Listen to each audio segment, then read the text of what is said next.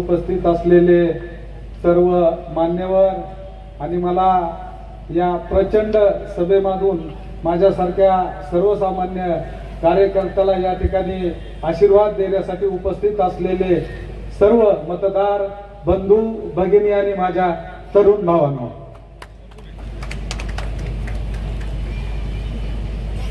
केज विधानसभा मतदारसंघाच्या निवडणुकीच्या प्रचारात आदरणीय जयंतरावजी पाटील साहेब या ठिकाणी मला शुभ आशीर्वाद देण्यासाठी या ठिकाणी आलेले आहेत। या मतदारसंघातील सर्व जनतेला मी परिचित आहे, माझं सर्व त्यांना माझ्या कामाच्या बद्दल अनुभव आहे, माझ्या वागण्याच्या बद्दल त्यांना सर्वांना त्या ठिकाणी अनुभव आहे।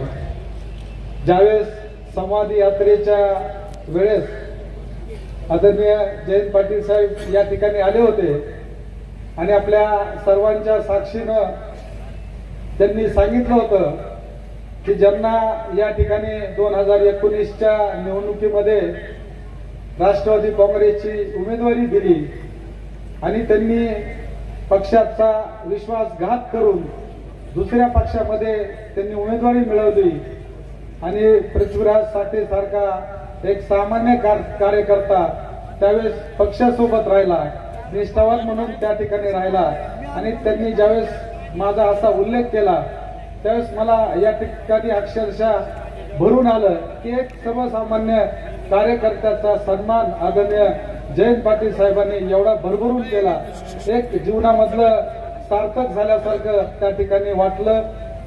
या देशाचे नेते आदरणीय शरदचंद्रजी पवार साहेब आपल्या सर्वांनाच माहित आहे की गेल्या 5 वर्षामध्ये या राज्यामध्ये ज्या पद्धतीचं राजकारण झालं, पक्ष फोडीचं राजकारण झालं आणि अनेक पक्ष फोडले गेले आणि त्याच्यामध्ये आदरणीय पवार साहेबांचा पक्ष त्या ठिकाणी फोडण्यात आला आणि पवार साहेबांचा पक्ष फुटल्यानंतर आमच्यासारख्या सर्वसामान्य कार्यकर्त्यांसमोर एकच विषय होता की काही जरी झालं तर पवार साहेबांच्या सोबत आपल्याला सर्वांना त्या ठिकाणी राहायचंय, भलेही राजकारणामध्ये काही मिळेल किंवा नाही मिळेल याची कुठलीही तमा न बाळगता आदरणीय पवार साहेबांच्या सोबत निष्ठेनं त्या ठिकाणी राहायचंय हा निर्णय आम्ही त्या ठिकाणी घेतला आणि सर्व छोट्या छोट्या कार्यकर्त्यांनी आम्ही एकत्र घेऊन या ठिकाणी या मतदारसंघामध्ये पवार साहेबांच्या पक्षाचं जाळं या ठिकाणी निर्माण केलं आणि हे निर्माण करत असताना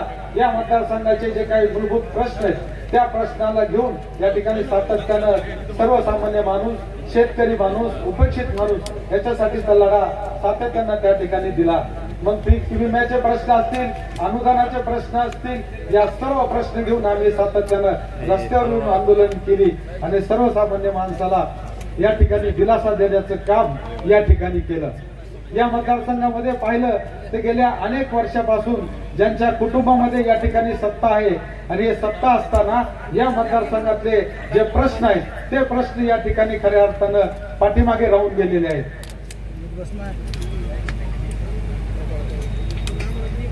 या मतदारसंघामध्ये खऱ्या अर्थानं जो विकास व्हायला पाहिजे होता तो विकास या ठिकाणी झालेला नाही।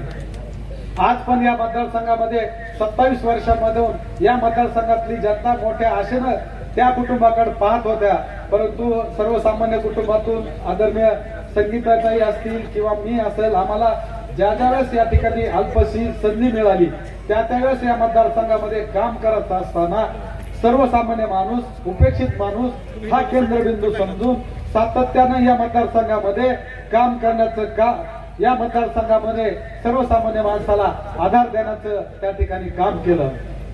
या मतदारसंघामध्ये खऱ्या अर्थानं हा मतदारसंघ राखीव मतदारसंघ आहे आणि या राखीव मतदारसंघामध्ये सर्वसामान्य माणसाचे जे काही विकासाचे प्रश्न आहेत ते प्रश्न या ठिकाणी सोडले गेले नाहीत। मग खऱ्या अर्थानं सिंचनाचा प्रश्न आहे, तरुणांच्या या ठिकाणी रोजगाराचा प्रश्न आहे, महिलांच्या रोजगाराचा प्रश्न आहे।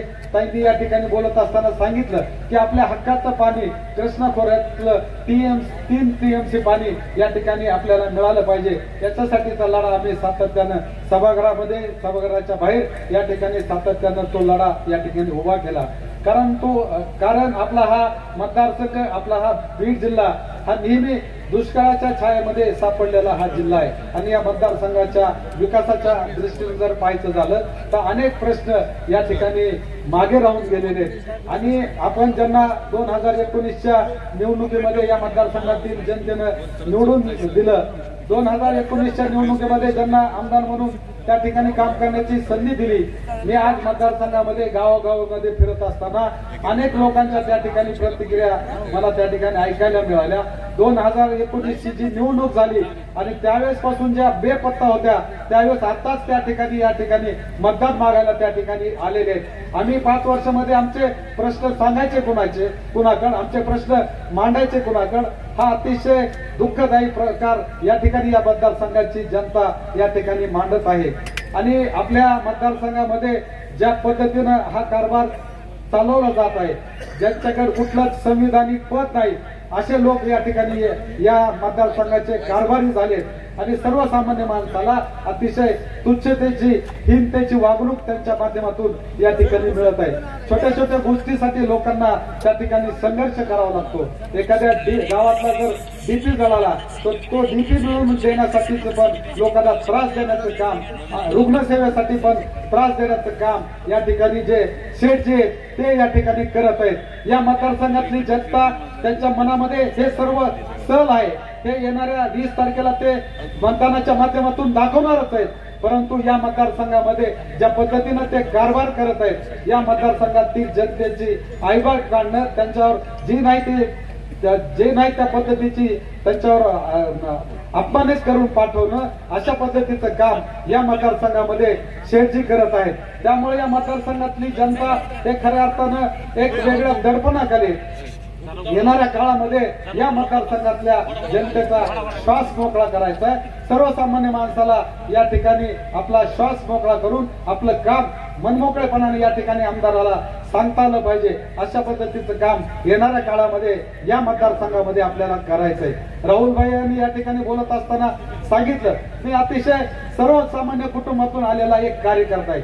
2-2.5 वर्षामध्ये काम करत असताना कधी जात धर्म पक्ष पंथ न पाहता या मतदारसंघामध्ये प्रामाणिकपणे सेवा करण्याचं मी काम केलेलं आहे. माझा भविष्यामध्ये मी तुम्हाला जाहीरपणानं सांगतो, कधी माझा 1-2 एकर मध्ये बंगला असणार नाही. अतिशय साध्या पद्धतीनं जीवन जगून सर्वसामान्य माणसासाठी माझं जीवन समर्पित करण्याचं स्वप्न माझं या मतदारसंघाच्या प्रती आहे. त्यामुळे येणाऱ्या काळामध्ये ज्या पद्धतीचं या मतदारसंघाचं स्वप्न आहे, जे मतदारसंघामधले राहिलेले जे काही प्रश्न आहेत ते येणाऱ्या काळामध्ये पूर्ण करण्यासाठी येणाऱ्या काळामध्ये आपल्याला सर्वांना या ठिकाणी आवर्जून काम करायचंय.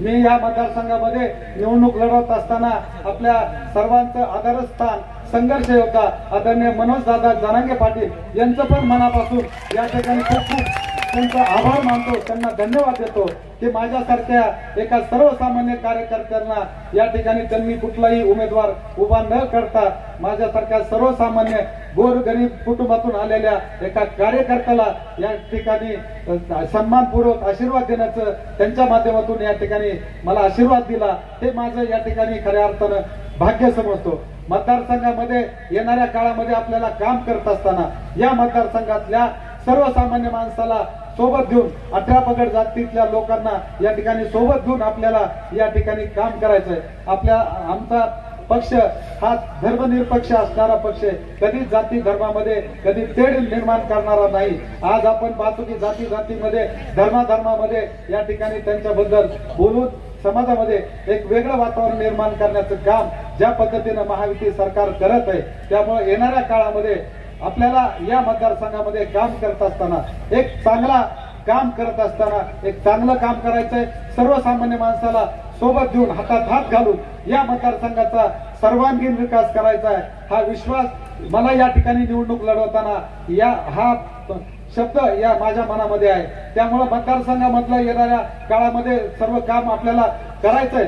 पण या मतदारसंघातली जे हुकुमशाही आहे, जी दडपशाही हे संपूर्ण नष्ट करायची, हे या ठिकाणी आवर्जून मला या ठिकाणी आपल्याला सांगायचंय. आणि मोकळा श्वास या मतदारसंघातल्या जनतेला मिळून द्यायचा आहे. येणाऱ्या काळामध्ये आपला मान आपला स्वाभिमान हे अबाधित ठेवून आपल्याला येणाऱ्या काळामध्ये आपला स्वाभिमान राखण्याचं काम, आपल्याला सन्मान देण्याचं काम हे माझ्या माध्यमातून करण्याचं प्रामाणिक वचन या बैठकीच्या या सभेच्या माध्यमातून मी आपल्याला या ठिकाणी देतो आणि मी या ठिकाणी देवीचा भक्त आहे, आई योगेश्वरी देवीचा भक्त आहे. येणाऱ्या काळामध्ये काम करत असताना कधीही जात धर्म पक्ष न पाहता सर्वसामान्य माणूस माता भगिनी हा केंद्रबिंदू समजून येणाऱ्या काळामध्ये चांगलं काम करून दाखवेल. इतर मतदारसंघाला पण हेवा वाटेल की केज मतदारसंघातला जो आमदार आहे तो प्रामाणिक आहे, सर्वसामान्य माणसाचा आवाज आहे. अशा पद्धतीचं काम येणाऱ्या काळामध्ये या मतदारसंघामध्ये करू आणि या मतदारसंघातले जे जे काही प्रश्न राहिलेत ते सभागृहामध्ये मांडून त्याला या ठिकाणी न्याय मिळवून देण्याचं काम या मतदारसंघामध्ये करू एवढाच विश्वास या प्रसंगी देतो. आणि मी आपल्याला या ठिकाणी मतदान रूपी आशीर्वाद मागत असताना एक सर्वसामान्य माणूस म्हणून एक सर्वसामान्याचा प्रतिनिधी म्हणून येणाऱ्या काळामध्ये प्रामाणिकपणे या मतदारसंघाची सेवा करेल असा विश्वास या प्रसंगी देतो. आणि येणाऱ्या 20 तारखेला माझं मशीनवर 3 नंबरला चिन्ह आहे, तुतारी फुंकणारा माणूस, याच्या समोरचं बटन दाबून मला या मतदारसंघाची सेवा करण्याची आपण संधी द्या एवढी नम्र आणि कळकळीची विनंती करतो.